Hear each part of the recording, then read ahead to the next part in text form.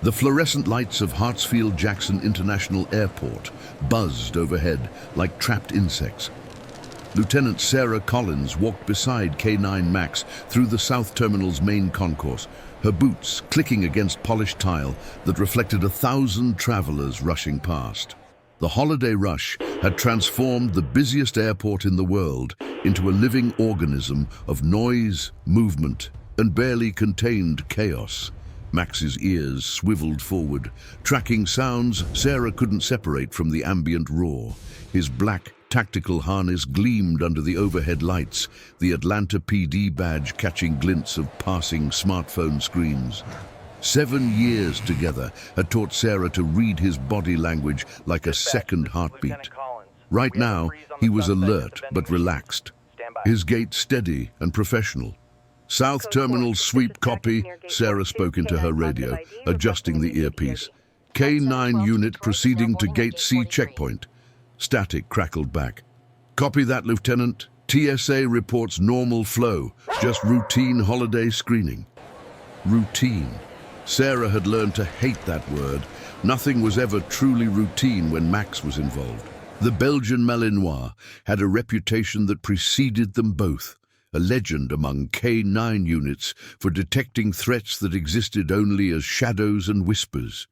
He'd found explosives buried under concrete, narcotics vacuum-sealed inside engine blocks, and once, a missing child hiding in a luggage cart, too terrified to make a sound. They passed a cluster of restaurants emanating competing scents: pizza, fried chicken, overpriced sushi. Max ignored them all, his focus unwavering. A toddler broke free from her mother's grip and ran toward him, arms outstretched. Sarah smoothly redirected, her hand signal keeping Max in heel position. "He's working, sweetheart," Sarah said gently, her green eyes softening for just a moment. The mother apologized, scooping up her daughter, who waved at Max with sticky fingers. The Malinois' tail gave one polite wag before returning to neutral position. They continued past Gate C-17, where a delayed flight to Miami had created a bottleneck of frustrated passengers. A man in a business suit shouted into his phone about missed connections.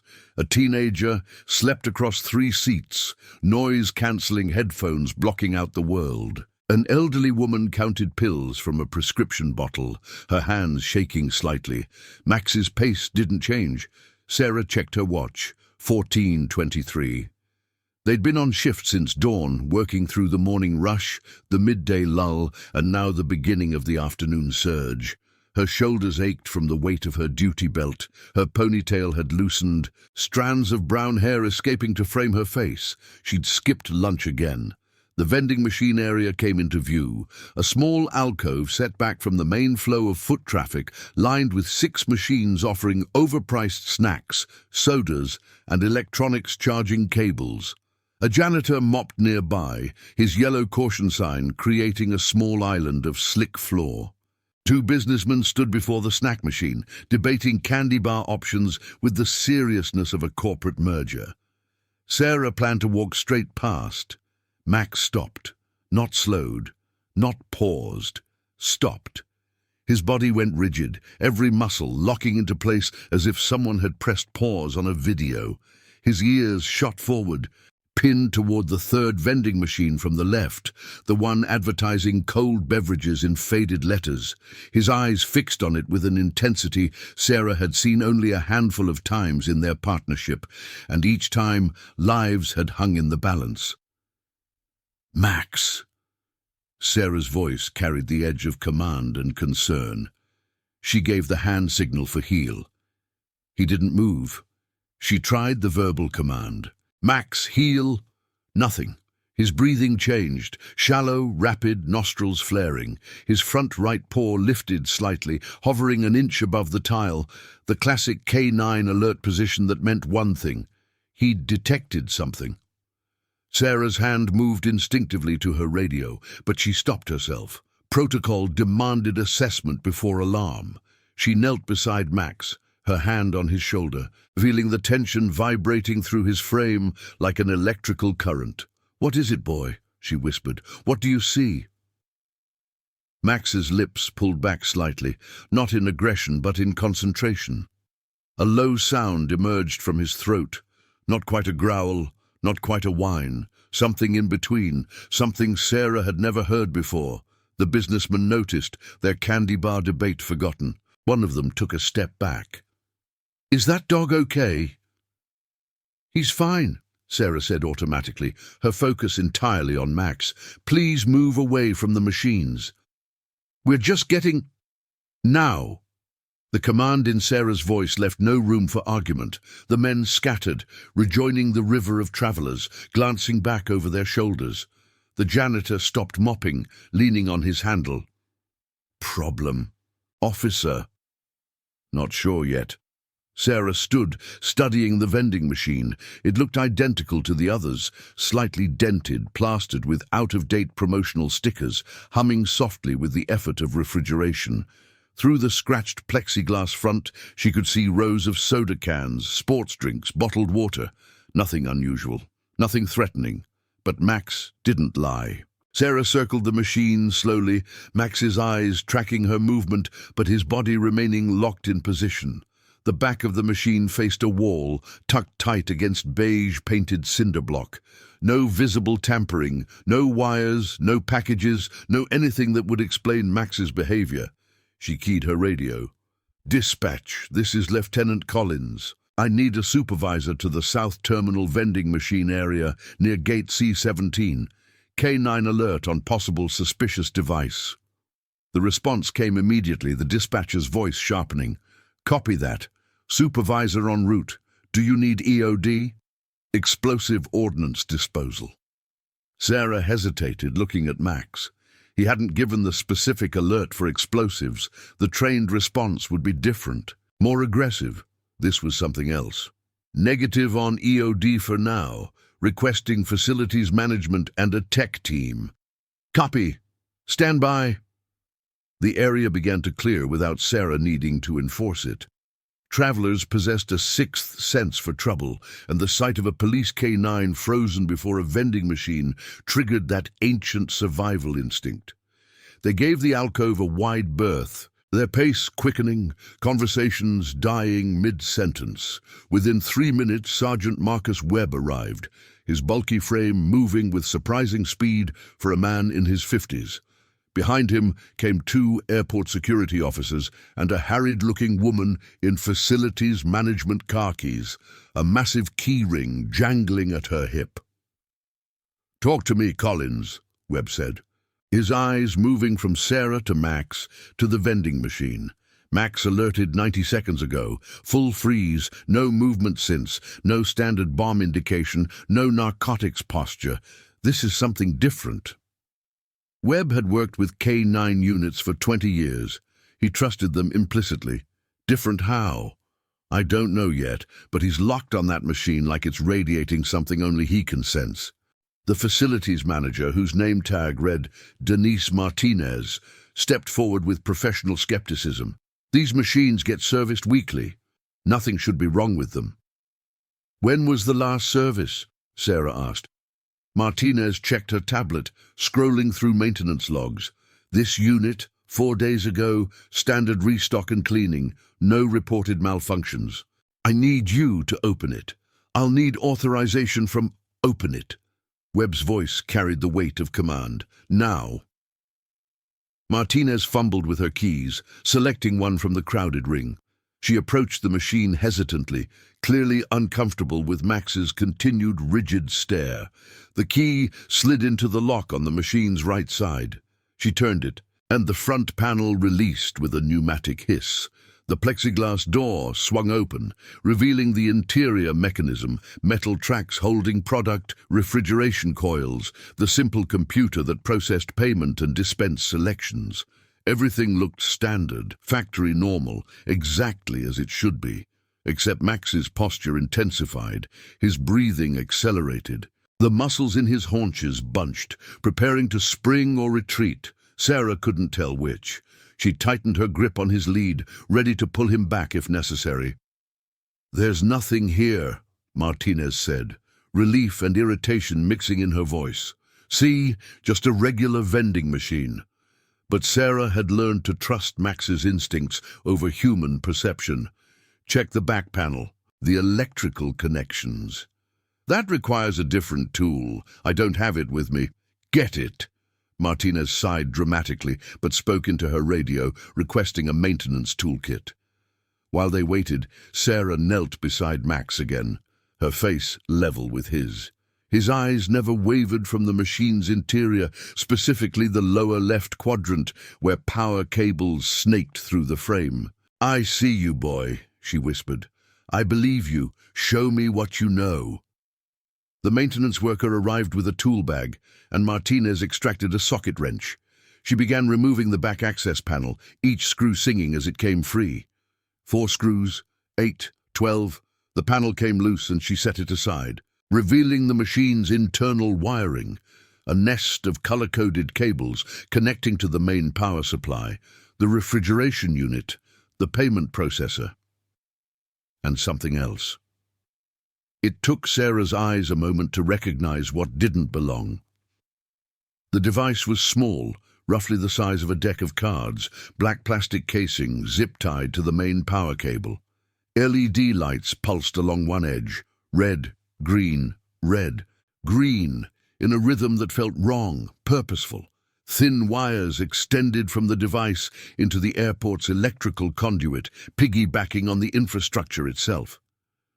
"What the hell is that?" Webb breathed. Martinez stared at it, her face draining of color. "That's not ours. That's not supposed to be there." Sarah's heart kicked into overdrive, adrenaline flooding her system. "Everyone back, now." The group retreated 5 steps, then 10. Sarah maintained her position, anchoring Max, whose body remained locked in alert. She keyed her radio with her free hand. "Dispatch, upgrade previous call. We have a confirmed unknown electronic device attached to airport infrastructure. I need EOD. I need Airport Security Command. And I need this terminal section cleared for 50 meters in all directions." The response was instantaneous chaos, multiple voices overlapping, orders being issued, the machinery of emergency response grinding into motion. Somewhere in the distance, Sarah heard the first announcements beginning, calm voices telling travelers to proceed to alternate gates, that this was a routine security measure, nothing to be alarmed about. But Sarah was alarmed, because Max still hadn't moved, and the device continued its rhythmic pulse. Red, green, red, green. EOD arrived in 8 minutes, a new record for the sprawling airport. Sarah recognized Lieutenant James Reeves immediately, his face obscured behind a blast helmet as he approached in the full bomb suit, his movements mechanical and deliberate. 2 more EOD techs followed, setting up equipment, scanners, laptops, and a portable X-ray unit on folding tables that appeared from nowhere. Sarah had been ordered back to the 50-meter perimeter, but she'd refused to leave Max. They'd compromised. She could stay at 40 meters with her K9, ready to evacuate if Reeves gave the signal. Max finally allowed himself to be led away from the immediate danger zone, though his eyes never left the vending machine. Through her radio, Sarah listened to Reeves narrate his examination, his voice distorted by the helmet speaker. "Device is approximately 4 by 2 by 1 inches. Black plastic casing, multiple indicator LEDs. Power draw appears to be from airport electrical system via parasitic connection. No obvious anti-tamper switches, but I'm seeing data cables, not explosive components." Sarah's grip on Max's lead loosened slightly. Not a bomb. That was something.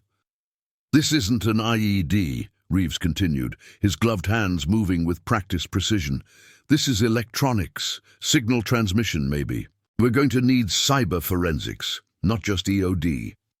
Within 20 minutes, the scene had transformed into a full-scale operation. Airport security established hard perimeters. FBI Cyber Division was en route from the Atlanta field office. The terminal section remained closed, affecting 7 gates and roughly 2,000 travelers, who were being rerouted through alternate concourses with varying degrees of grace and fury. And through it all, Max sat beside Sarah in perfect heel position, his attention never wavering from the machine that held the mysterious device. A new figure approached the perimeter, a woman in her early 40s, dark hair pulled back severely, wearing an FBI windbreaker over business-casual clothes. Her credentials identified her as Special Agent Rachel Kim, Cybercrimes Division. "You're the handler who found this?" Kim asked without preamble. "My K9 found it," Sarah corrected. "I just followed his lead." Kim studied Max with professional interest. "Dogs don't typically alert on electronic surveillance equipment. What made him stop?" "I don't know. That's what worries me." "Has he been cross-trained for electronic detection? Some agencies are experimenting with that." "No. Max is Narcotics and Explosives, standard K9 certification. This is—" Sarah trailed off, searching for the right word. "Unprecedented." Kim's expression suggested she'd heard that word too many times in her career. She moved to confer with Reeves, and Sarah caught fragments of technical discussion: encryption, frequency hopping, data packets, network infiltration. 2 hours passed. The device was carefully extracted, placed in a Faraday bag to block any signals, and transported to a mobile forensics lab that had been set up in an airport maintenance hangar.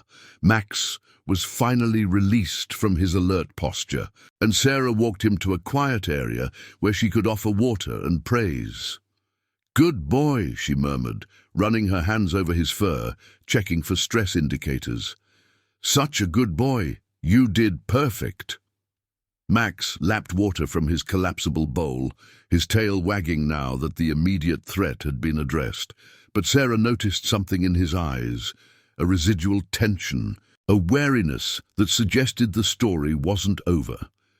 Webb found them as the sun began its descent toward the horizon, painting the terminal windows orange and gold. "Preliminary analysis is back," he said, sitting heavily on a bench beside Sarah. That device was a custom-built data transmitter, piggybacking on the airport's power and network infrastructure. It was sending encrypted packets to an external server, probably overseas. FBI thinks it's been there for weeks, maybe months. Sarah frowned. "Transmitting what?" "That's the million-dollar question. They're working on decryption now, but initial assessment suggests it was collecting data, monitoring something, maybe tracking someone. The placement in that vending machine gave it perfect coverage of that entire terminal section. Who put it there? Also unknown. Martinez swears her team didn't see anything during the last maintenance check, but that doesn't mean much. Someone with access credentials could have installed it in minutes." Sarah watched Max, who had settled into a relaxed down position, his head resting on his paws. Max didn't alert on the device itself. He alerted on what it represented. Something wrong, something dangerous, even if it wasn't going to explode. Webb nodded slowly. "Dogs pick up on things we miss. Micro-expressions, pheromones, electromagnetic fields. Hell, maybe he sensed the bad intentions baked into that circuit board." "That's not scientific." "No. But neither is the fact that your K9 just found a needle in a haystack that we didn't even know existed." Webb stood, his knees cracking. "FBI wants you and Max available for follow-up questions. This might be bigger than one device in one vending machine." As Webb walked away, Sarah looked down at Max, whose eyes opened to meet hers. In 7 years of partnership, they'd faced bullets, bombs, and human monsters. But this felt different. This felt like they'd uncovered the edge of something vast and hidden, operating in plain sight, while thousands of innocent people passed by every day. Max had frozen before a vending machine, and in doing so had torn away a piece of the invisible. The question was, what else was hiding in the shadows of the busiest airport in the world? Sarah clipped Max's lead and stood, her body aching with fatigue, but her mind racing. The terminal around them was slowly returning to normal operation, travelers flooding back through reopened gates, already forgetting the brief interruption to their journeys. But Sarah wouldn't forget, and she suspected Max wouldn't either. "Come on, partner," she said softly. "Something tells me we're just getting started." Max rose smoothly to his feet, shaking once, his tags jingling. Together, they walked back into the terminal's fluorescent embrace, while somewhere in a forensics lab, analysts worked to decode the secrets that had been pulsing through the walls all along. Red, green, red, green. The lights had been speaking a language only Max could understand. And now the question was, what would they reveal when the code was finally broken? The mobile forensics lab smelled like burnt coffee and electronic components. Sarah stood in the converted maintenance hangar at 02:17, watching Special Agent Rachel Kim manipulate data streams on 3 monitors simultaneously. Max lay at Sarah's feet, his breathing deep and even, but his ears swiveled toward every new sound. The hum of server fans, the clicking of keyboards, the occasional curse from the FBI tech team working through the night. "Here," Kim said, freezing one screen. "This is what your dog found." The monitor displayed lines of code scrolling past, interspersed with timestamps and IP addresses.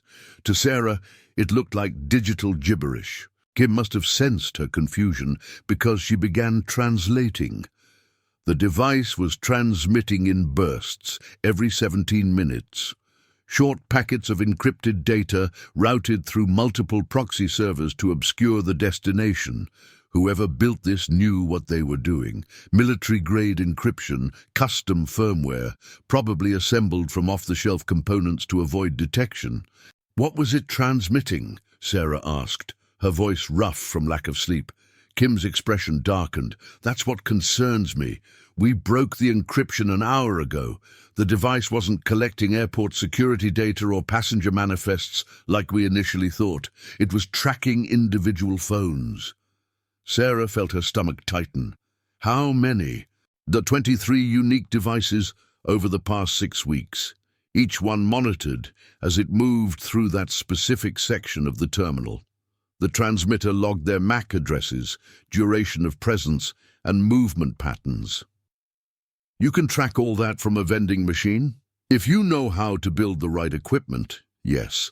Modern smartphones are constantly broadcasting signals. Wi-Fi, Bluetooth, NFC, they're basically electronic beacons. This device was designed to intercept those signals, log them, and transmit the data elsewhere. Sarah knelt beside Max, her hand resting on his shoulder. He'd sensed something wrong with that machine, something invisible to human perception. Why those 23 phones specifically? What's the connection? That's what we're trying to determine. Kim pulled up a new screen showing a map of the terminal overlaid with colored dots. But here's where it gets worse. We ran diagnostics on the rest of the South Terminal's infrastructure. We found 4 more devices. The words hung in the air like smoke. Sarah rose slowly. 4 more. Hidden in different locations. One in a bathroom hand dryer, one behind an information kiosk, one in the ceiling above gate C24, and one inside the HVAC system. All of them transmitting on the same encrypted frequency. All of them tracking phones. When we map the coverage areas. Kim pressed a key, and the colored dots connected, forming a network that spanned 3 gates and multiple public areas. They've got overlapping surveillance on a significant portion of the terminal. Whoever placed these devices created a tracking grid. Sarah's mind raced through implications. This isn't random. This is organized. Extremely organized. And it gets worse. Kim opened another window, this one showing a timeline. We pulled security footage from the areas where devices were located. Look at this. The video showed a man in airport maintenance coveralls approaching the vending machine, the same one Max had alerted on. The timestamp read 3 weeks earlier, 03:42 a.m. The man worked quickly, efficiently, accessing the back panel with practiced ease. The entire installation took less than 4 minutes. "Do we have an ID?" Sarah asked. Marcus Petrov, legitimate airport maintenance contractor. He's worked here for 8 months, clean background check, no red flags. But here's the interesting part. Kim pulled up a second video showing a different person. This time, a woman in a TSA uniform, working on the bathroom hand dryer. Different person, same precise movements. They've been trained. How many people are we talking about? At least 4 that we've identified so far. All of them have legitimate airport access credentials. All of them installed devices over the past 2 months. And none of them have raised any suspicion until your K9 stopped at that vending machine. Max stirred at Sarah's feet, his head lifting as if recognizing his role in the conversation. She reached down to scratch behind his ears, her mind working through the puzzle pieces. "The phone's being tracked," Sarah said slowly. "Have you identified any of the owners?" Kim's hesitation told Sarah everything.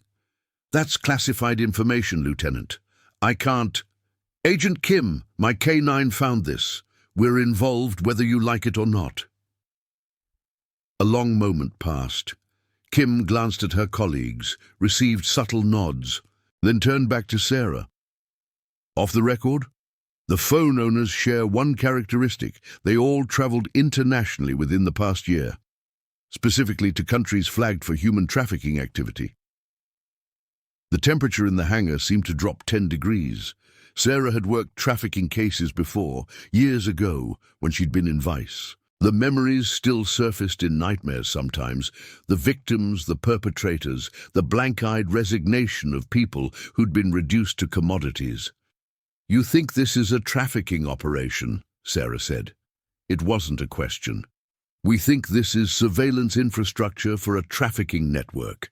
The devices identify potential victims or track people of interest. The airport provides perfect cover. Constant flow of international travelers, easy to blend in, multiple exit points. They could be marking targets, monitoring movements, coordinating handoffs." Sarah felt Max tense beneath her hand, as if he could sense the darkness of the conversation. If this is a trafficking operation, those 23 phones could belong to victims, accomplices, or targets. "We're working with Homeland Security to identify all of them, but it's complicated. Some of the phones went offline weeks ago. Others show location data inconsistent with their owners' known whereabouts." Meaning some of those people might already be missing, and no one's reported it yet. The weight of that statement settled over the room like a physical presence. Sarah had joined the police force to protect people, to stand between innocents and predators. The idea that victims might be disappearing through this airport while thousands of travelers passed by, oblivious, made her jaw clench. "What's the next step?" Sarah asked. "We're bringing in the full task force, FBI, Homeland Security, Atlanta PD, and airport police. We need to identify everyone who installed devices, trace the data transmission endpoints, and figure out who's running this network. But most importantly, we need to find those phone owners before—" Kim's sentence was interrupted by another FBI agent bursting through the hangar door, laptop in hand, her face flushed. "We've got a live transmission," the agent said breathlessly. "Right now, one of the devices just activated." Kim spun to her monitors, fingers flying across keyboards. "Which one?" "The HVAC unit near gate C24. It's tracking a new phone, just entered its coverage area." Sarah was already moving, Max springing to his feet beside her. "I know that gate. I can be there in 3 minutes."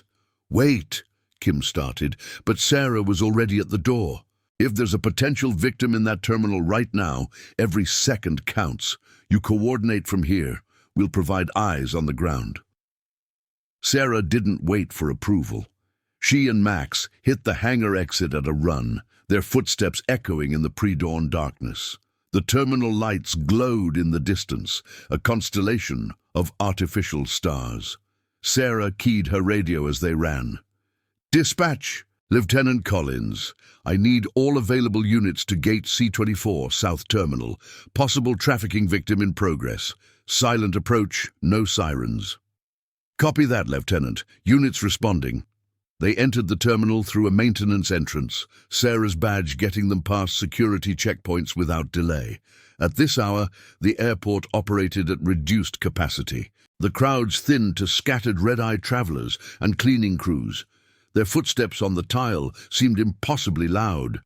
Gate C-24 came into view, a small waiting area serving regional flights, currently empty except for a single figure sitting in the molded plastic chairs. Sarah slowed her pace, shifting to a casual walk, Max matching her stride perfectly. They couldn't spook whoever they were dealing with.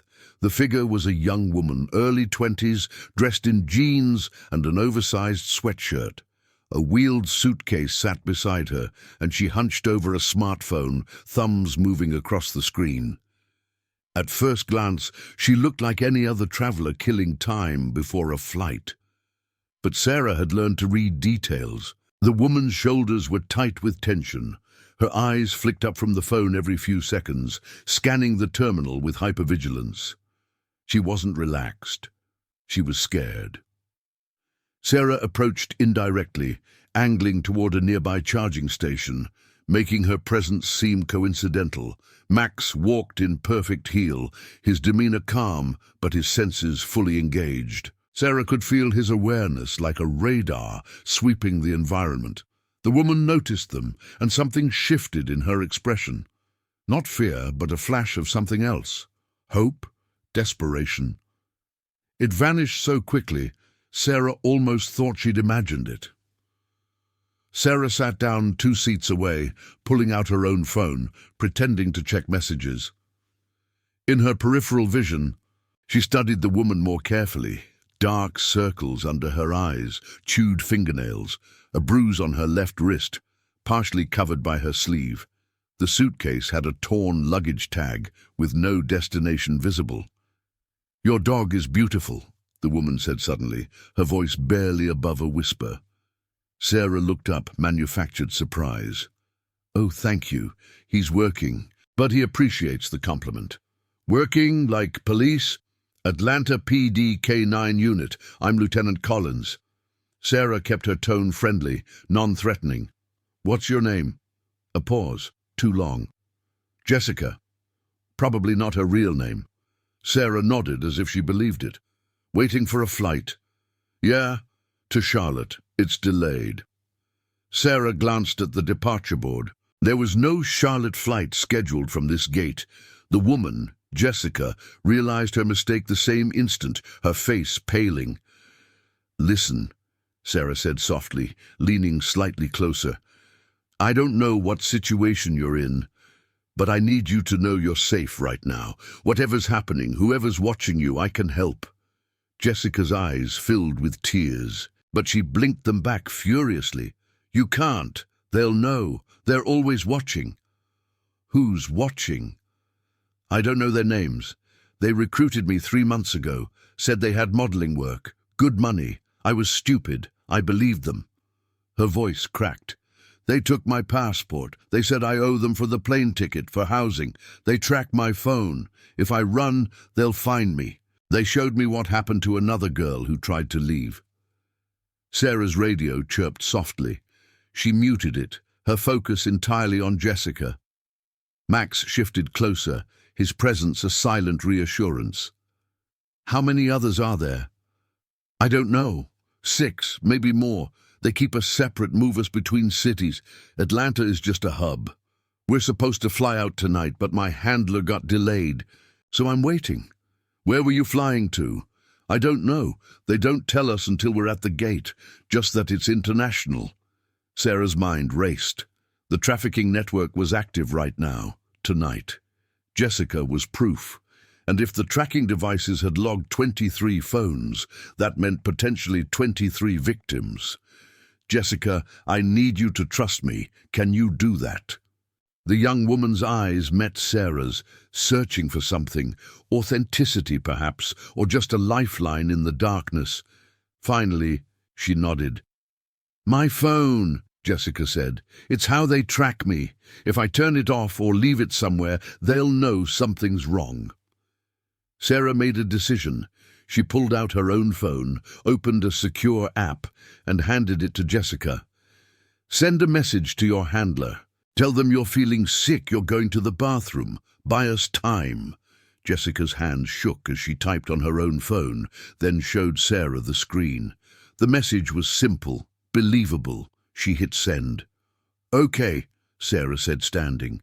"Come with me. Stay close to Max. We're going to walk toward the bathrooms. Normal pace, like nothing's wrong." They moved together, Sarah positioning herself between Jessica and the main terminal flow. Max walked on Jessica's other side, a protective barrier. Sarah keyed her radio, volume low. "Kim, you getting this?" Kim's voice crackled back through the earpiece. "Every word. We've got tactical units staging at your location. Don't let her out of your sight." They reached the women's bathroom, a small facility with 3 stalls and a sink area. Sarah swept it quickly. Empty. She positioned Jessica in the furthest stall, then stood guard by the door, Max at her side. "They're coming for you," Jessica said from inside the stall, her voice echoing off tile. "My handler. He'll be here soon." "Good," Sarah replied. "Let him come." Within 90 seconds, Sarah's radio came alive with coordinated chatter, multiple units converging, plainclothes FBI agents taking positions, airport security sealing alternate exits. The net was closing, invisible to anyone not listening to the encrypted channel. Sarah heard footsteps approaching, heavy, male, moving with purpose. Through the small window in the bathroom door, she saw a man in his 40s, military build, scanning the area.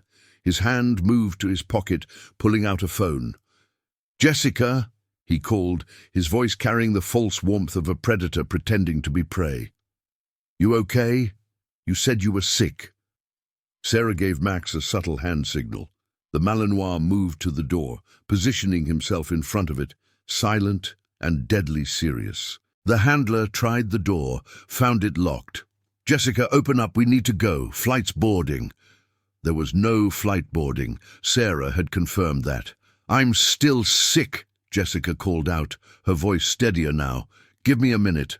Open the door, now." The command in his voice was unmistakable. This was a man used to obedience, used to control. Sarah moved her hand to her service weapon, not drawing it but ready. The bathroom door shuddered as the handler threw his weight against it, once, twice. On the third impact, the lock gave way and he stumbled inside. He froze when he saw Sarah and Max. "Atlanta police," Sarah said calmly. "Hands where I can see them." For a moment, nothing moved. The handler's eyes darted from Sarah to Max to the closed stall door. Sarah could see him calculating odds, considering options. "I don't know what this is about," he said, raising his hand slowly. "I'm just here to pick up my niece. She texted me she was sick." "Your niece? That's interesting because she just told me you're her handler in a trafficking operation." His expression never changed, but something shifted in his eyes, a cold calculation. A predator realizing the trap. His right hand moved fractionally toward his jacket pocket. Max's growl filled the small bathroom like rolling thunder. The handler froze. "I wouldn't," Sarah said. "My K9 has a perfect record. He's never lost a fight." The bathroom door burst open again, and 4 FBI agents flooded in, weapons drawn. The handler was on the ground in seconds, handcuffed, reading his rights. Sarah kept her position, protecting Jessica, while the chaos of arrest unfolded around them. When the stall door finally opened, Jessica emerged, tears streaming down her face. "Is it over? Is it really over?" "For you, yes," Sarah said gently, "but we're going to need your help. Everything you know about the network, the locations, the other victims, will you help us?" Jessica nodded, and Sarah felt the weight of that responsibility settle onto her shoulders. This case was bigger than one device in a vending machine. It was bigger than one victim in a bathroom. Max had found the thread. Now they had to follow it all the way to the source. As they led Jessica out of the bathroom, surrounded by law enforcement, Sarah caught Kim's eye. The FBI agent nodded once. Acknowledgement, respect. The terminal was waking up around them, early morning flights beginning their boarding calls, travelers rubbing sleep from their eyes, completely unaware of what had just unfolded in their midst. Sarah looked down at Max, whose tail wagged once, satisfied with a job well done. "One down," Sarah murmured to him. 22 more to find. Max's ears perked forward, already alert, already searching, because somewhere in this massive airport, hidden in plain sight, were more victims waiting to be found, and Sarah Collins and K9 Max were just getting started. The Joint Task Force Command Center occupied Conference Room 7 in the airport's administrative wing, a windowless space transformed overnight into a war room. Wall-mounted monitors displayed security feeds from every terminal. A massive whiteboard tracked known suspects, victims, and connections between them. Coffee cups and energy drink cans littered every flat surface. It was 11:47 a.m., and Sarah hadn't slept in 29 hours. Max lay under the conference table at her feet, his breathing steady, conserving energy. He'd earned the rest. Since Jessica's rescue 8 hours earlier, they'd been running non-stop, interviewing witnesses, reviewing footage, coordinating with multiple agencies. Sarah's eyes burned with fatigue, but adrenaline kept her sharp. Special Agent Kim stood at the head of the table, pointing to a network diagram on the largest monitor. "Jessica's testimony gave us critical intelligence. The trafficking network operates in cells. Small groups of 2 to 4 victims, each managed by a different handler. They rotate victims between cities every 2 to 3 weeks to prevent them from establishing connections or escape routes." "How many cells are we talking about?" asked Captain Morrison from Airport Police, a silver-haired veteran with 30 years on the job. "Conservatively, 8 to 10 active cells using Hartsfield-Jackson as a transit hub. That's 40 to 60 victims moving through this airport at any given time, completely invisible among the 100,000 daily passengers." The number hit Sarah like a physical blow. 60 people trapped in plain sight while travelers complained about delayed flights and overpriced coffee. Kim continued, "The tracking devices we found were part of their logistics system. They monitor victim movements to ensure compliance, coordinate handoffs between handlers, and identify potential escape attempts. It's sophisticated, organized, and until yesterday, completely undetected." "What about the handler we arrested?" Sarah asked. "Is he talking?" "Lawyered up immediately, but his phone is a goldmine. We've extracted 3 months of text messages, call logs, and encrypted communications. The encryption is being broken now, but even the metadata tells a story." Kim pulled up a new screen showing a web of phone numbers connected by lines. He was in contact with at least 7 other handlers, multiple burner phones, and one number that appears to be the coordination point for the entire network. "The boss," Morrison said. "Or the Operations Central Command. We're tracing it now, but it's routed through multiple countries. Whoever runs this operation knows how to stay hidden." Sarah studied the network diagram, her investigator's mind picking out patterns. Jessica said she didn't know where she was flying to until the last minute. How do they coordinate international transport without leaving obvious trails? Kim nodded, as if expecting the question. "That's where it gets clever. They use legitimate business credentials, corporate travel accounts, bulk ticket purchases through third-party vendors. On paper, these victims are employees traveling for business. The documentation looks clean. TSA has no reason to flag them. Someone inside the system is facilitating this," Sarah said. "Airport employees, airline staff, maybe TSA itself. We're running background checks on everyone with access to the terminal sections where devices were placed. So far, we've identified 3 employees with suspicious financial activity, Large cash deposits, offshore accounts, spending patterns inconsistent with their salaries. Morrison leaned forward. When do we move on them? Soon, but we have a complication. Kim's expression darkened. Jessica told us about 6 other victims in her immediate cell. We've identified their phone signatures from the tracking data. 2 of those phones pinged at the airport this morning. The room went silent. Sarah felt Max stir beneath the table, sensing the tension. They're here, Sarah said, right now.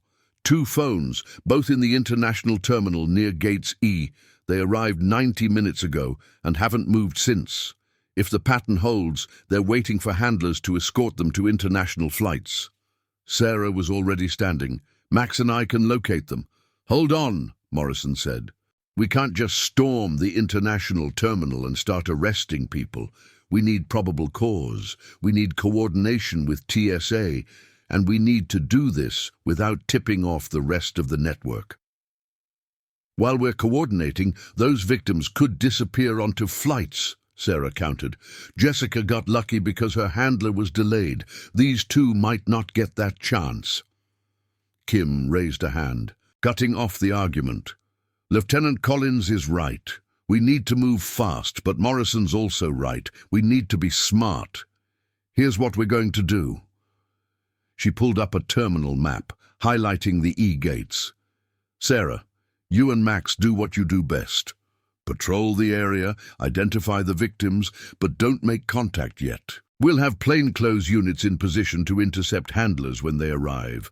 Once we have both victims and handlers in custody, we can roll up this cell without alerting the broader network. What if the handlers are already there? Sarah asked. Then we adapt. But I'm betting on their pattern. They keep victims isolated until the last possible moment to prevent them from communicating with each other or potential rescuers. Jessica was alone for 40 minutes before her handler showed up. We're counting on the same window. Sarah checked her watch. If they've been there for 90 minutes already, then we're running out of time. Move. Sarah and Max were out the door in seconds, jogging through the administrative corridors toward the international terminal. Sarah keyed her radio, switching to the tactical channel. All units, K9 unit en route to Gates E, international terminal. 2 potential victims in the area. Plainclothes support requested. Responses crackled back. FBI, airport police. Even a TSA supervisor offering eyes from the security checkpoint. The entire law enforcement apparatus was mobilizing around them. They entered the international terminal through a staff entrance, emerging into the cavernous space that served as gateway to the world. Unlike the domestic terminals, this area pulsed with different energy, multiple languages overlapping, cultural diversity in every direction. The excitement and anxiety of international travel amplified. Sarah slowed to a normal walk, Max matching her pace perfectly. They couldn't look like they were hunting. They had to blend into the environment. 2 more pieces of airport security doing routine patrol. Gates E stretched along the terminal's south wing, a series of waiting areas serving flights to Europe, Asia, and South America. Sarah's eyes scanned the crowds, looking for what didn't fit. The wrong kind of isolation, fear masked as patience, the subtle markers of someone trying to disappear while standing in plain sight. Max's head turned slightly, his nostrils flaring. He'd caught something, not a specific scent, but a pattern in the chaos. Sarah had learned to trust his instincts, even when she couldn't articulate what he was sensing. They approached Gate E14, scheduled for a flight to Frankfurt, departing in 90 minutes. The waiting area held about 40 passengers, business travelers working on laptops, families with young children, elderly couples holding hands. Normal, unremarkable, except for 2 young women sitting separately, 3 rows apart, both staring at phones, with the too focused intensity of people trying to appear occupied. One wore a cheap dress that looked like it had been recently purchased from an airport shop, still creased from packaging. The other had a jacket that didn't match the temperature, too heavy for the climate-controlled terminal. Sarah walked past them casually, Max's attention briefly fixing on each woman before moving on. His ears flicked forward, a microsignal Sarah had learned to read. Confirmation. She moved to a charging station with clear sightlines to both women, plugged in her phone, and pretended to check emails. In her peripheral vision, she studied them more carefully. The woman in the dress was mid-20s, Southeast Asian features, bruising on her collarbone barely concealed by makeup. Her carry-on bag looked new, impersonal, like it had been packed by someone else. She never looked up from her phone, but her thumb wasn't moving. She wasn't actually using it. The woman in the jacket was younger, maybe 20, with Eastern European features and blonde hair pulled into a tight ponytail. Her hands shook slightly, barely perceptible. She kept glancing at the gate desk, then away, then back again, waiting for something or someone. Sarah keyed her radio, voice low. 2 targets identified, gate E14, both match profile, no handlers visible yet. Kim's voice came back immediately. Copy. Plainclothes units moving into position. Do not engage until handlers arrive. But something was wrong. Sarah felt it in her gut, that instinct honed by 7 years of partnership with Max. The K9 had gone rigid beside her, not in alert position, but in active assessment mode. His eyes tracked movement behind Sarah, and she turned slowly, casually. A man in an airline uniform approached gate E14, pushing a wheelchair. Nothing unusual. Wheelchair assistance was common in airports. But Max's posture had shifted to high alert, and Sarah trusted that response more than her eyes. She studied the man more carefully. The uniform fit well, credentials visible on his lanyard. But his gait was wrong, too confident, too aggressive for someone in a service role, and the wheelchair was empty. Why push an empty wheelchair through a crowded terminal? The man made eye contact with the woman in the jacket.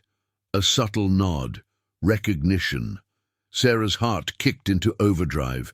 Kim, we've got a handler, male, early 40s, wearing Delta ground crew uniform, approaching from the north entrance.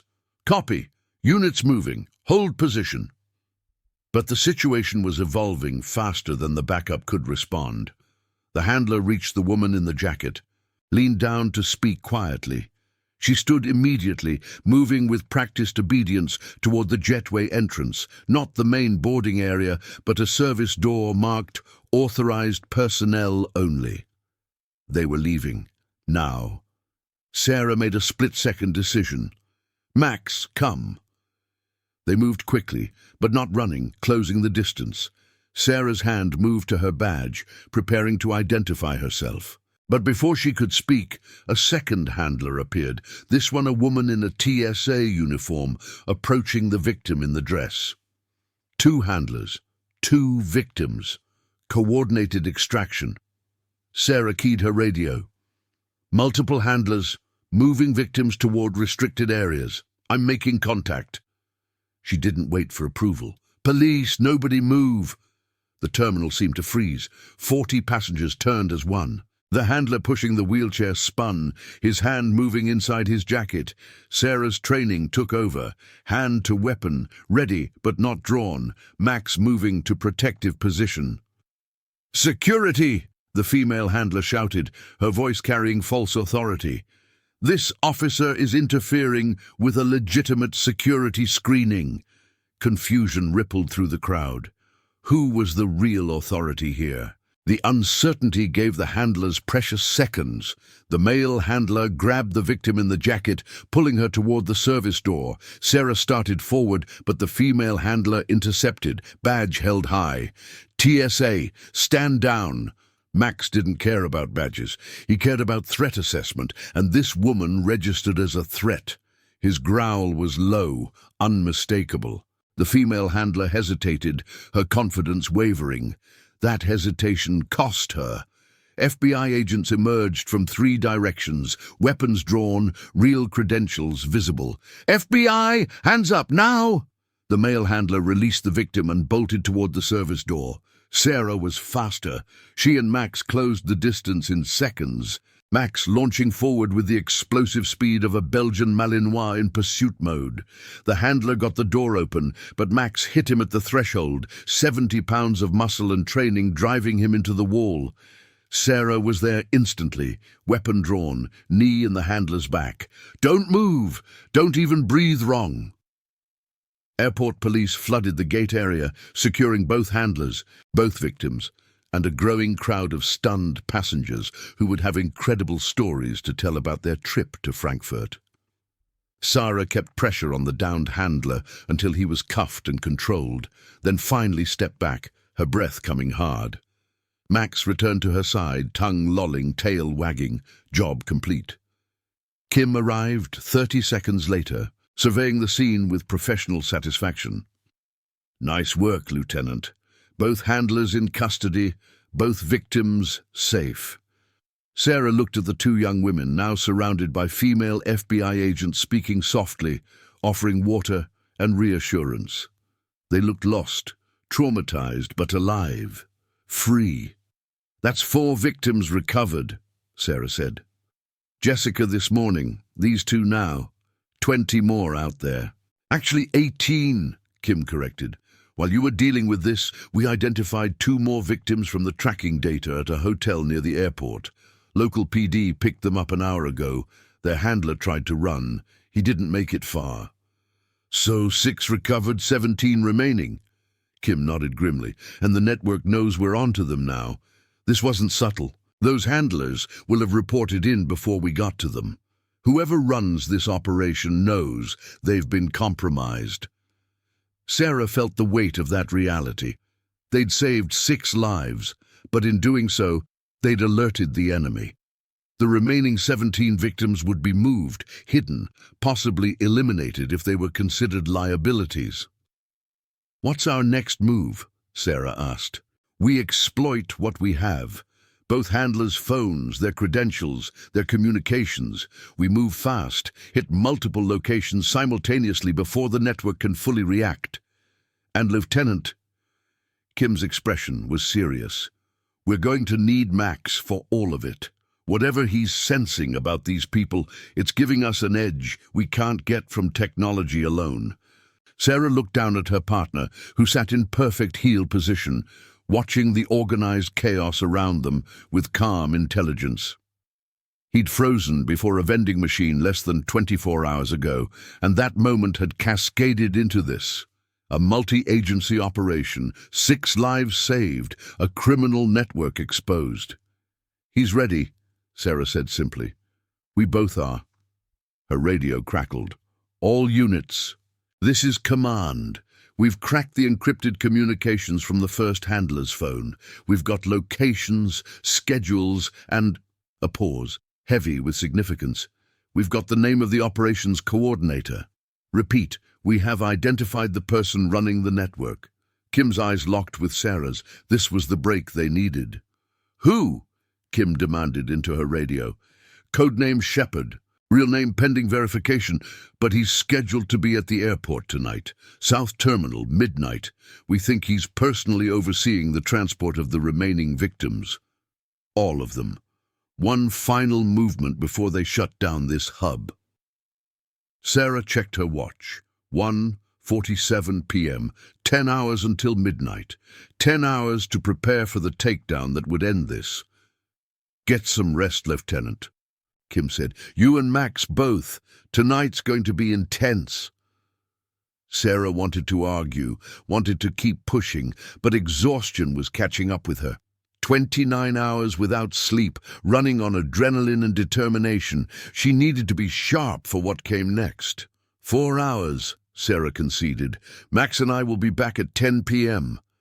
She led Max through the terminal, away from the scene, toward the quiet corridor that would take them to the parking area. Behind them, the international terminal was already returning to normal, passengers boarding, planes departing, the endless flow of humanity continuing as if nothing had happened. But Sarah knew better. Under the surface, invisible to most, a war was being waged. A war for human lives, human dignity, human freedom, and tonight, that war would reach its climax. Max walked beside her, his steps sure and steady, ready for whatever came next. Because that's what partners did. They stood together against the darkness, even when that darkness hid in the busiest airport in the world. Sarah's phone alarm cut through the darkness at 9:47 p.m. She silenced it immediately, her hand moving with the muscle memory of someone who'd learned to wake instantly, fully alert. Beside her bed, Max raised his head, eyes reflecting the blue glow of her phone screen. "Time to work, partner," she whispered. They'd managed 3 hours of sleep in the break room, reserved for on-duty officers. Not enough, never enough, but more than Sarah had gotten during some investigations. She splashed cold water on her face, changed into a fresh uniform, and ran through her mental checklist: service weapon loaded and secured, radio charged, Max's tactical harness inspected and fitted, water and emergency supplies packed. Max stood patiently while she adjusted his harness, checking each strap and buckle. His badge gleamed in the fluorescent light. Official honorific investigator, the department's way of recognizing his 7 years of exemplary service. Tonight, that badge would mean more than ceremony. They arrived at the command center at 10:13 p.m. The energy had transformed from the afternoon's controlled chaos into something harder, more focused. This was the final push, and everyone felt it. Special Agent Kim stood before a massive digital display showing the South Terminal layout, red markers indicating strategic positions. "Lieutenant Collins, good timing," Kim said without preamble. "We've got confirmation. Shepard is here, arrived 40 minutes ago through a private aviation entrance. He's using corporate credentials that check out as legitimate, CEO of an import-export company based in Panama. On paper, he's here for a business meeting." "Where is he now?" Sarah asked. Kim tapped the display, zooming in on the South Terminal's lower level. "Cargo Management Area, Section D. It's a restricted zone used for oversized luggage and freight coordination. Perfect place to consolidate human cargo before transport." The clinical term made Sarah's jaw tighten. Human cargo, as if people were packages to be shipped and received. "We've identified 17 victims being moved tonight," Kim continued. "They've been arriving in pairs and small groups over the past 2 hours, all routed through different entrances to avoid pattern recognition. Facial recognition software matched them to missing persons reports from 6 different states. Some have been missing for months." Captain Morrison stepped forward, pointing to tactical positions on the map. "We've got SWAT staged at 4 entry points. FBI hostage rescue team is backing them up. TSA has locked down the entire section. No civilian access. All staff have been vetted and briefed. When we move, it'll be fast and overwhelming." "What about the handlers?" Sarah asked. "We've identified 8 in the terminal right now, all converging on Section D. They're coordinating through encrypted messaging, but we've cracked their current protocol. They think they're invisible. They're not." Kim turned to Sarah directly. "Here's where you and Max come in. The cargo area is a maze. Multiple corridors, storage rooms, loading docks. Shepard knows we're onto his operation, so he might have contingency plans we haven't anticipated. We need Max's senses to identify victims who might be separated from the main group, hidden in rooms that look empty on our surveillance." "Max can do that," Sarah said with absolute confidence. "One more thing." Kim's expression grew grave. "Shepard has a reputation, former military, intelligence background, suspected involvement in trafficking operations across 3 continents. He's never been caught because he's willing to cut losses. If he thinks the victims will be recovered, he might decide their liabilities." The implication hung in the air like poison gas. Shepard might kill the victims rather than let them testify. "Then we don't give him that option," Sarah said flatly. "When do we move?" Kim checked her watch. "Midnight. Shepard's scheduled departure is 12:47 a.m. on a chartered flight to Panama. We hit them at midnight exactly, when they're preparing for transport. Maximum confusion, minimum time to react. Sarah had 90 minutes to prepare. She spent them studying the cargo area layout, memorizing corridors and rooms, identifying choke points and escape routes. Max rested at her feet, conserving energy, but his ears tracked every sound, every voice, already working even in rest mode. At 11:45 p.m., the tactical teams began moving into position. Sarah and Max joined the primary assault group. 12 FBI agents in full tactical gear, weapons ready, body armor marked with bright yellow letters. They moved through the airport's maintenance tunnels, a hidden network beneath the terminals that few passengers knew existed. The tunnels smelled of concrete and motor oil, lit by emergency lighting that cast everything in sickly yellow-green. Their footsteps echoed, despite efforts at silence.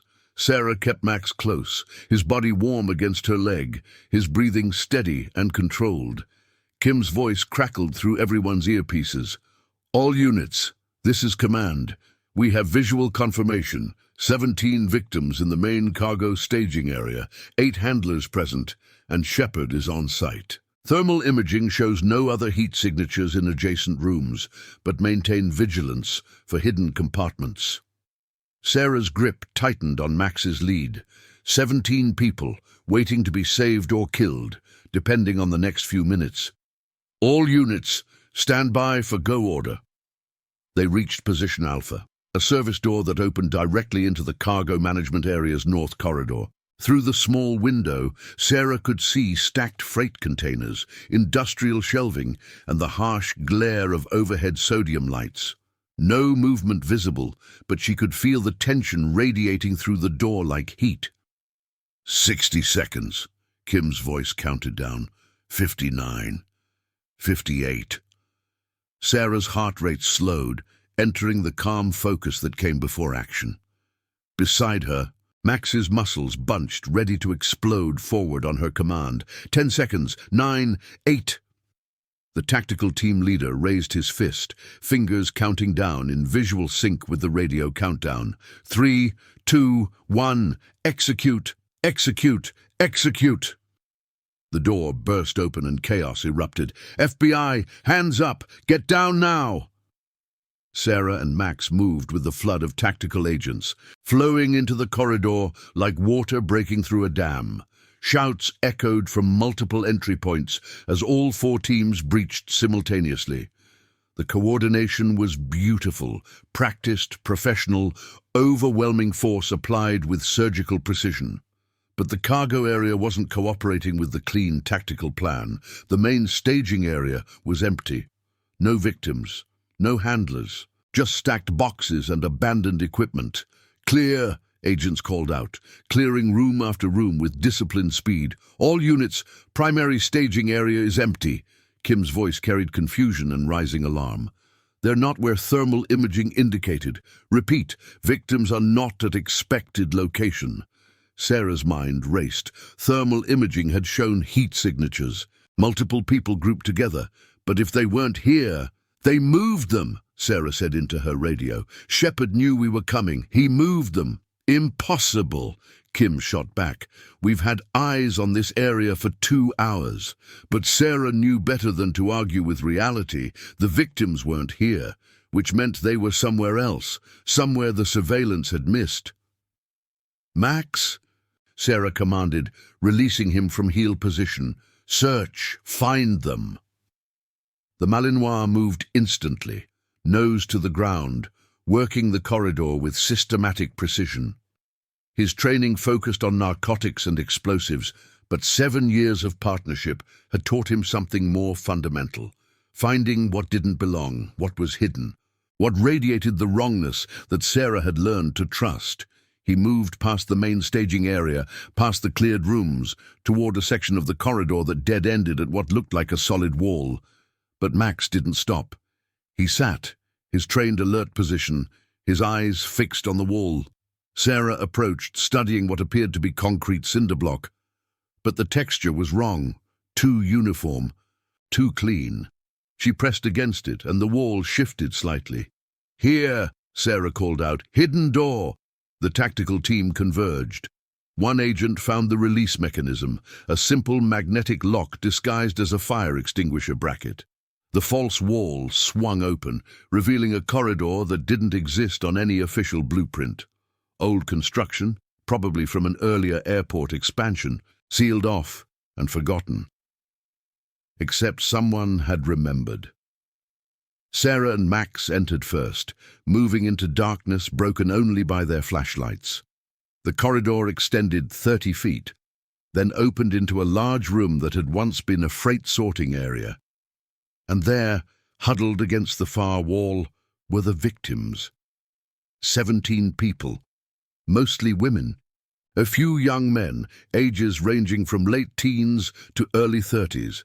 They sat in 2 rows, wrists zip-tied, mouths covered with tape, eyes wide with terror and hope in equal measure. Around them stood 6 handlers, weapons drawn, and at their center was a man Sarah instantly recognized as Shepard. He was unremarkable at first glance, medium height, grey hair, business casual attire. But his eyes held the cold calculation of someone who'd made terrible decisions and slept soundly afterward. "Well," Shepard said calmly, his weapon pointed not at the FBI but at the victims. "I was expecting company, but not quite so soon." The tactical team fanned out, creating a perimeter, weapons trained on every handler. But the standoff was immediate and absolute. Any shots fired would hit victims. Shepard knew it. Everyone knew it. "It's over," Sarah said, her voice steady despite the adrenaline screaming through her system. "You're surrounded. There's no way out." "There's always a way out, Lieutenant," Shepard smiled, reading her rank from her uniform. "I have 17 assets here. You care about them. I don't. That's my advantage." "They're not assets. They're people." "Semantics." Shepard's weapon never wavered. "Here's what's going to happen. My people and I are going to leave through the maintenance exit behind me. You're going to let us go. In exchange, these people live. Try to stop us." And he shrugged, the gesture obscene in its casualness. "Command, we need HRT now." The tactical team leader spoke into his radio. "Hostage situation. Multiple armed suspects." But Sarah was watching Max. The K9 had moved slightly away from her, circling the room's perimeter with slow, deliberate steps. His eyes tracked each handler, assessing, calculating. This wasn't standard K9 behavior. This was Max doing what he did best, finding the weak point, the vulnerability that humans missed. He stopped near one handler, a younger man, early 20s, positioned at the left edge of the group. His weapon shook slightly. His eyes kept darting to the victims, then away, then back. Unlike the other handlers who radiated professional detachment, this one showed emotion, doubt. Sarah caught Max's attention, gave him the subtlest hand signal. "Hold position." "You're military," Sarah said to Shepard, keeping his attention on her. "Intelligence services, probably CIA or DIA.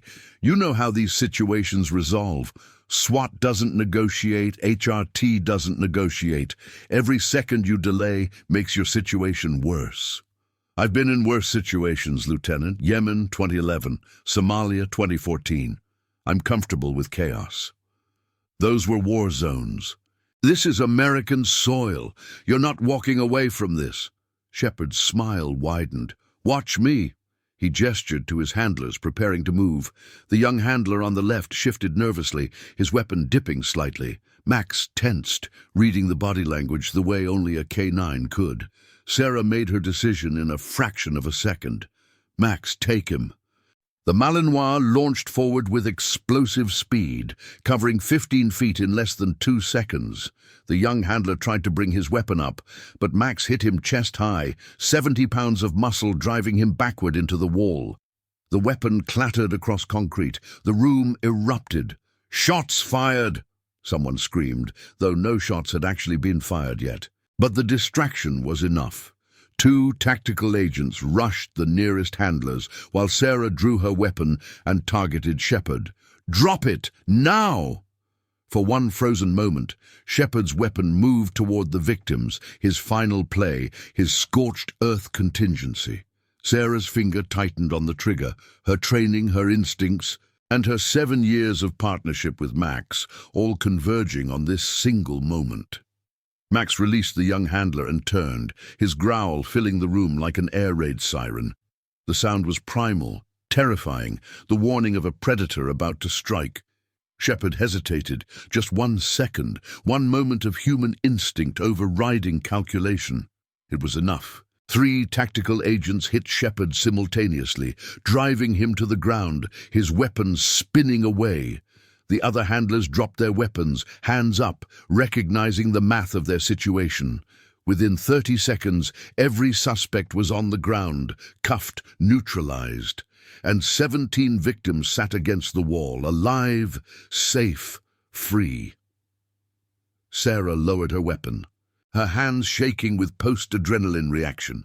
Max returned to her side, his tail wagging, his eyes bright with the satisfaction of a job well done. She knelt beside him, wrapping her arms around his neck, burying her face in his fur for just a moment. "Good boy," she whispered. "Such a good boy." The room filled with FBI agents, EMTs, victim advocates. The victims were untied, tape removed gently, water and blankets provided. Some cried, some sat in shocked silence, all of them were alive. Kim approached Sarah, her expression mixing relief, exhaustion, and professional respect. "That was insane and brilliant. How did you know the young handler would break?" "I didn't," Sarah admitted. "Max did. He read something in the kid's body language that told him there was doubt there. I just trusted my partner." Kim looked down at Max, who sat in perfect heel position, panting slightly. "Your partner just saved 17 lives." "That's what he does," Sarah said simply. They led Shepard and his handlers out through the maintenance corridors, a perp walk that would end in federal custody, and Sarah hoped decades of imprisonment.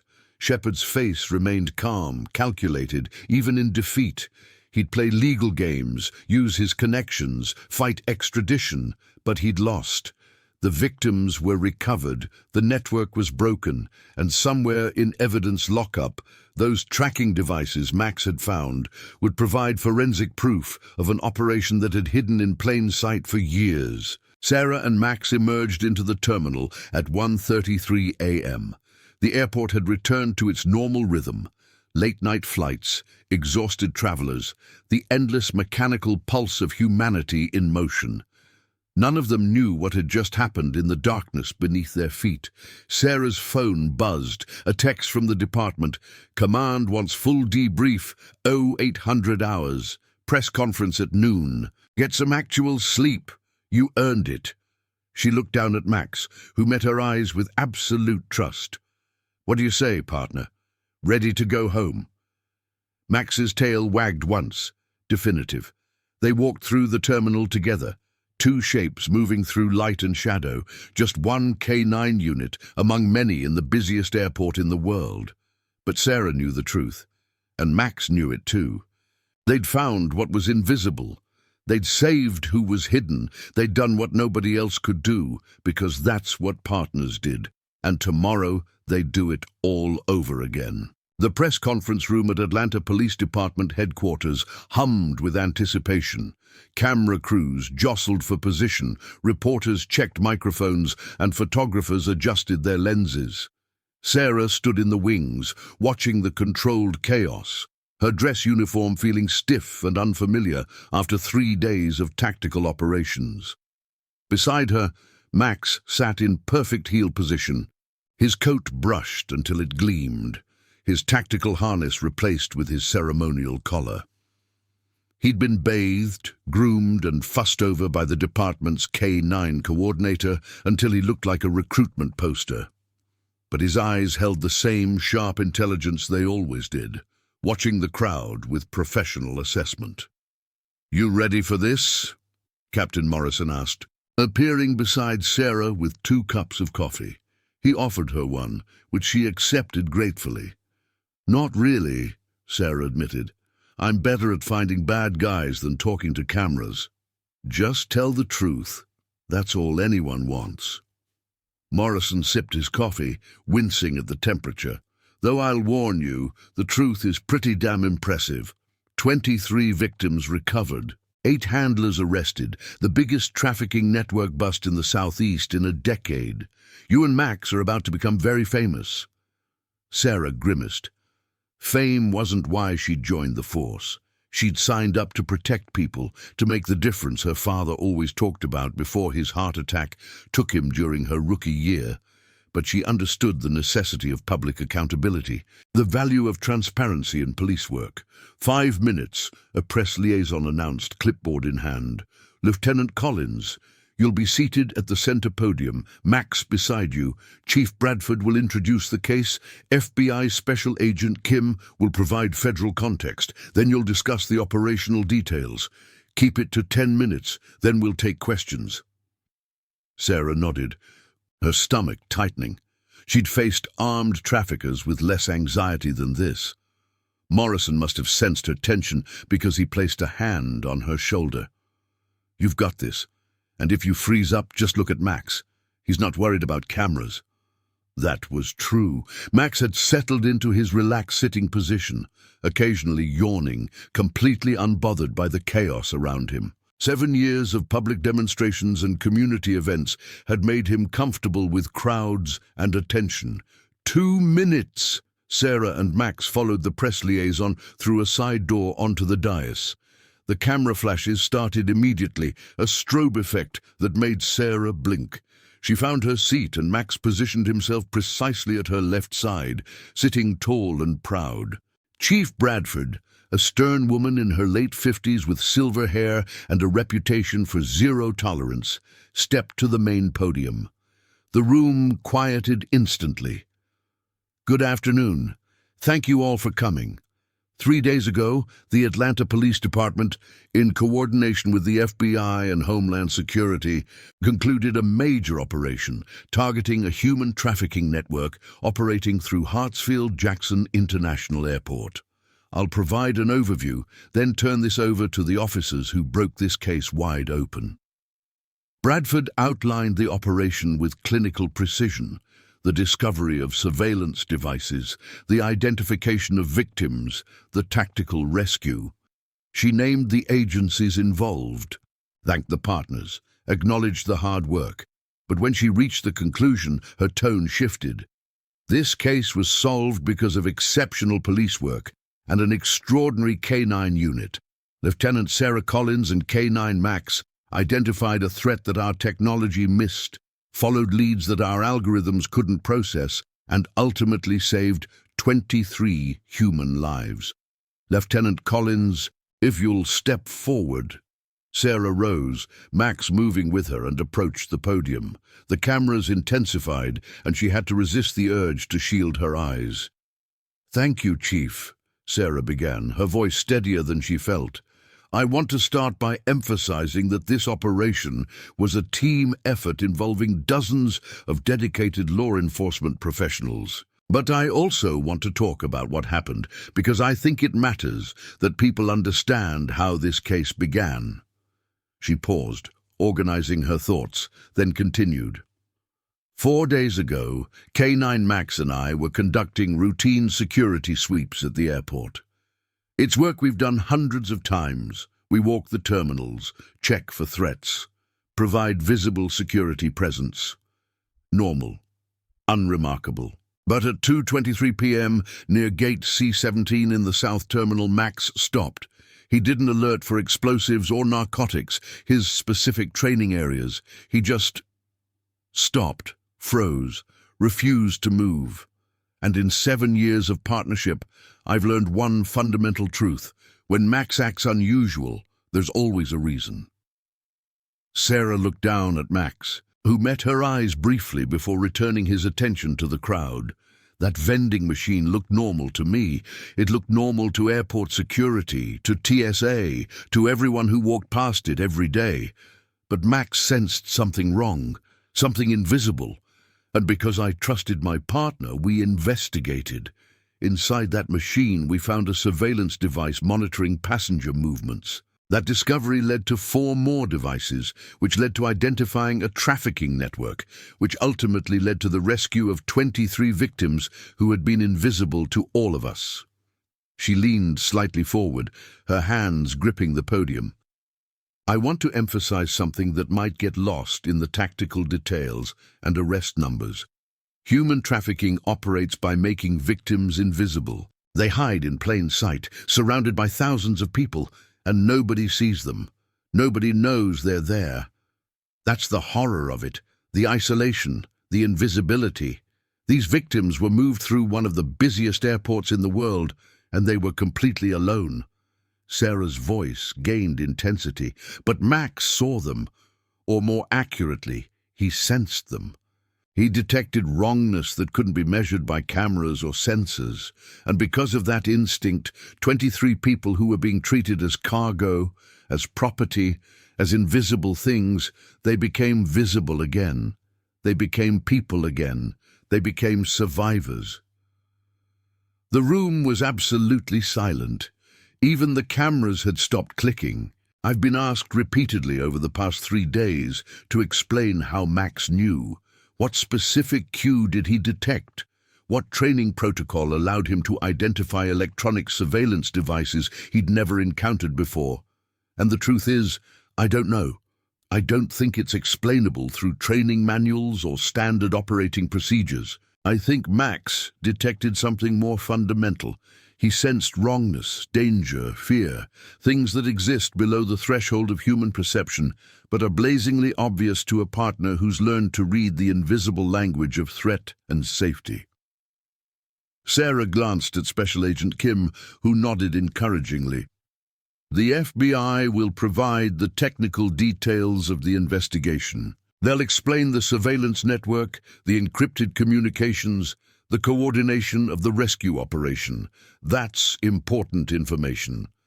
But I want people to remember the most important part of this story. 23 human beings were being transported as cargo, and one K9 officer sensed that something was wrong with a vending machine. That's where this started. That's what made everything else possible. She stepped back from the podium. I'll take questions now. The room erupted. Reporters shouted over each other, hands raised, voices competing. Bradford stepped forward, pointing to a journalist in the front row. Lieutenant Collins, can you describe the moment when Max first alerted?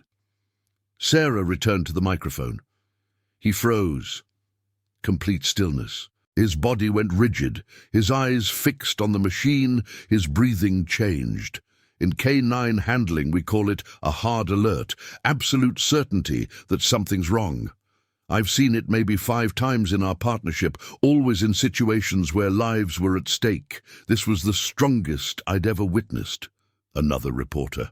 What happened to the victims after they were rescued? They're receiving comprehensive support. Medical care, counseling, legal assistance, and safe housing. Many are cooperating with prosecutors to build cases against the trafficking network. They've shown incredible courage. What about the arrested handlers? Special Agent Kim leaned forward to answer.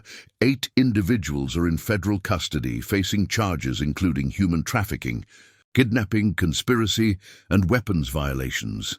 The individual identified as Shepard, whose real name is being withheld pending additional charges, faces additional counts related to operating a continuing criminal enterprise.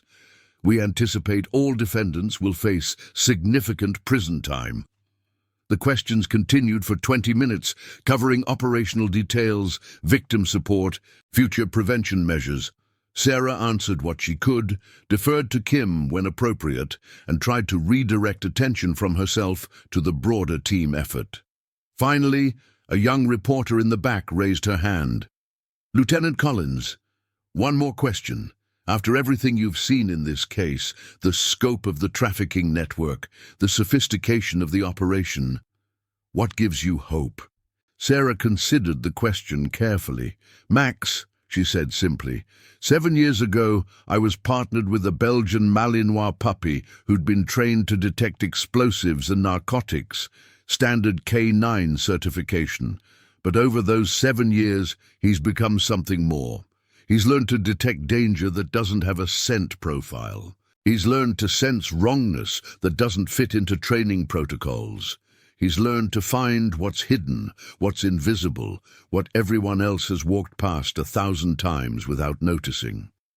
She reached down, her hand resting on Max's head. His tail thumped once against the floor.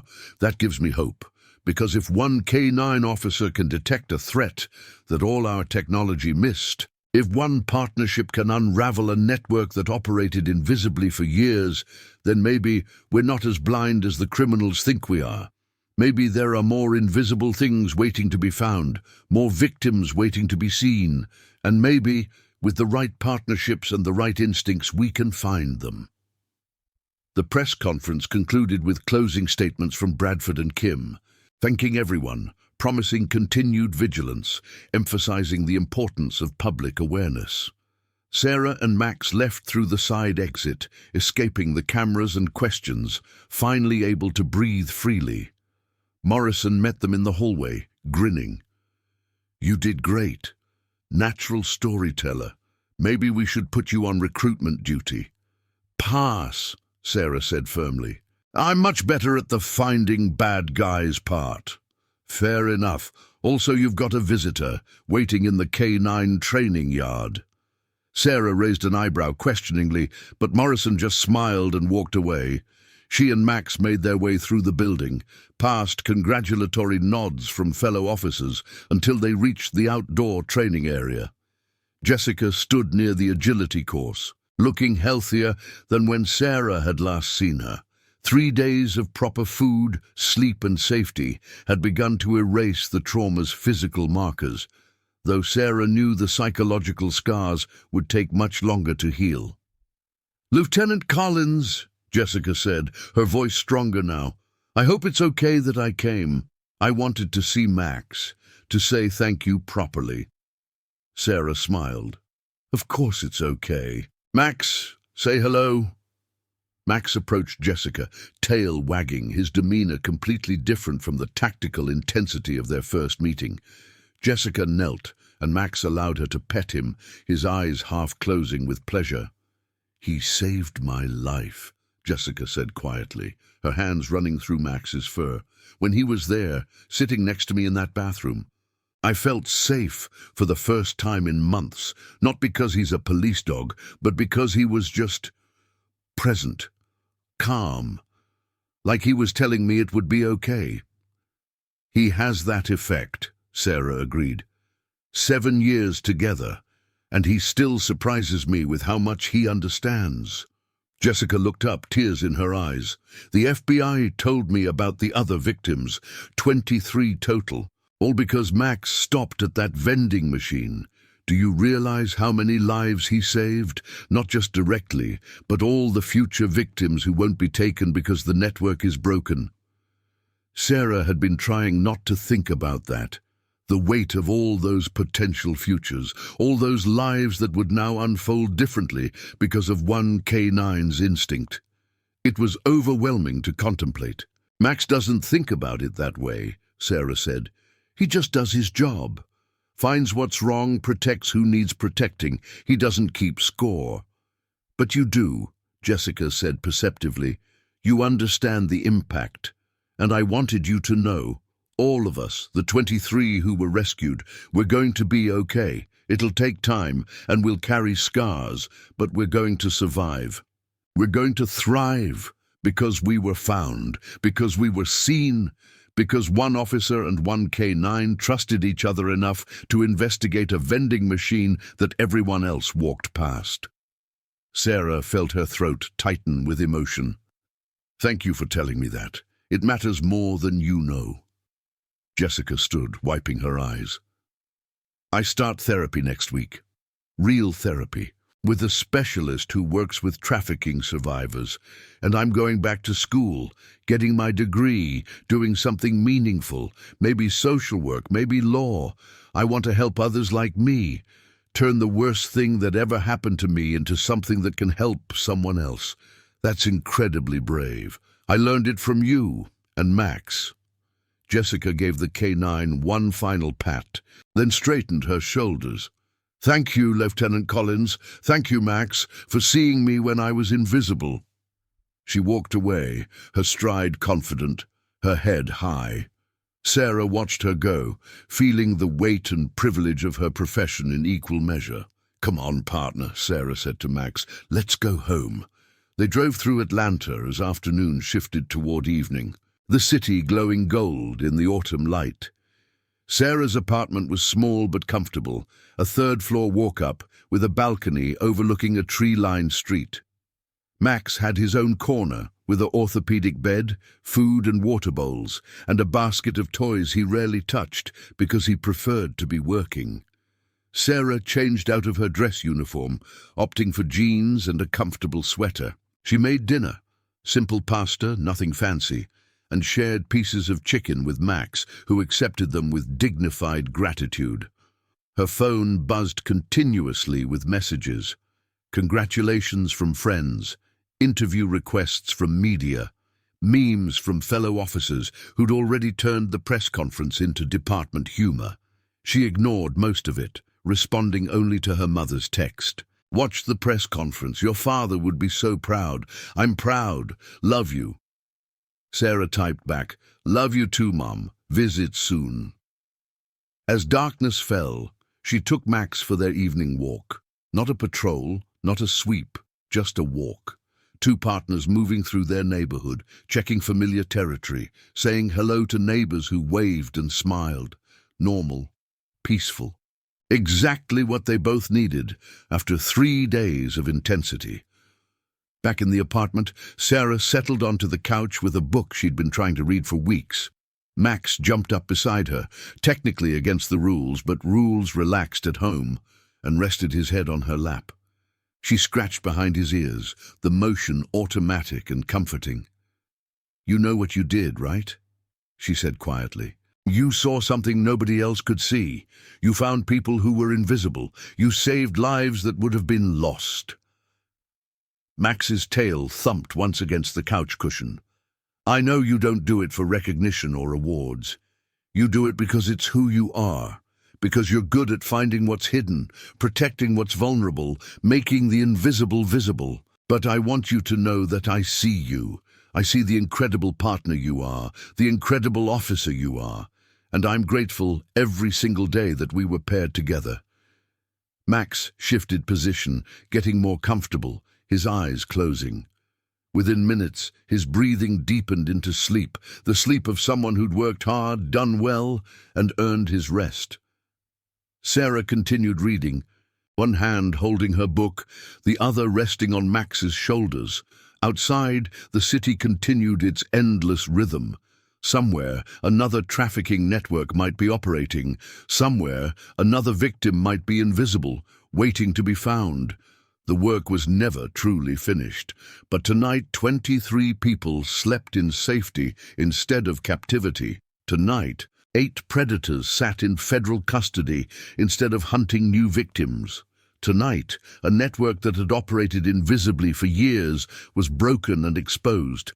All because one K9 officer froze before a vending machine and refused to move until his handler understood that something was wrong. Sarah looked down at Max, sleeping peacefully, completely unaware that he'd become a legend, that his photograph would be in newspapers nationwide, that his instinct had changed dozens of lives forever. "Good boy," she whispered. "Such a good boy." And somewhere in his dreams, Max's paws twitched, running after threats only he could sense, protecting people only he could find, doing the invisible work that made all the difference. Because that's what heroes do. They see what others miss. They find what others lose. They make the invisible visible, one frozen moment at a time.